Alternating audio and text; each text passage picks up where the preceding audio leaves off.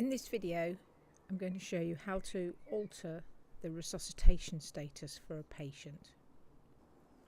This is a doctor's work list view of Ward 7.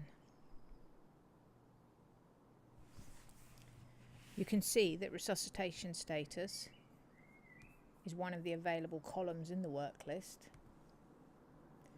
with this icon showing that the patient is for full resuscitation, and DNR indicating that the patient is not for resuscitation. It will default to blank on each admission of the patient.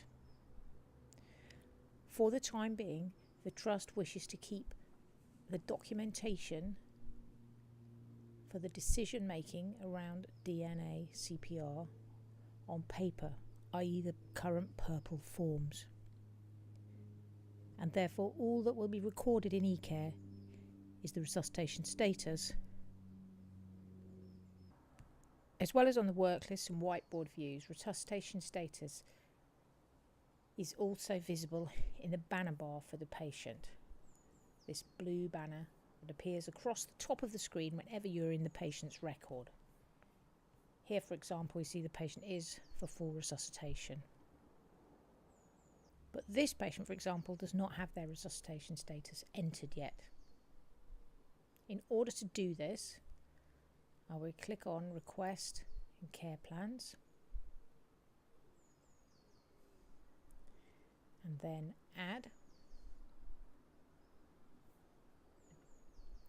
If I type in the search box resuscitation, you will see an order here for resuscitation status. If I select that and then say done, then in the bottom half of the screen you can see any further information that's required. Now when I'm ordering the resuscitation status, you'll notice it defaults to for full resuscitation. If I want the patient to be DNA CPR, I simply click the drop down menu and change that.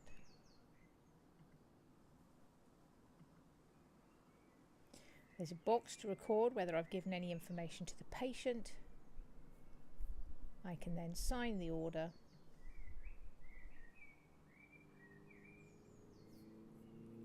and when I refresh the screen, you'll notice that the resuscitation status of the patient is now in the banner bar. If I did want to create a note explaining how we came to this decision, that I wanted to be part of the patient record, I could add a clinical note here, or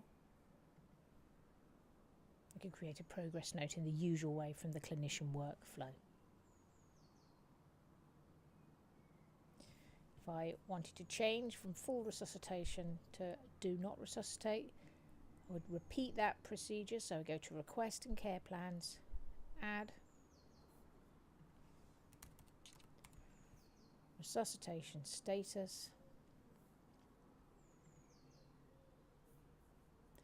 change down here to do not resuscitate, sign, refresh the screen, and you will see it's changed. Finally, if I go into the notes of this patient who has just been readmitted,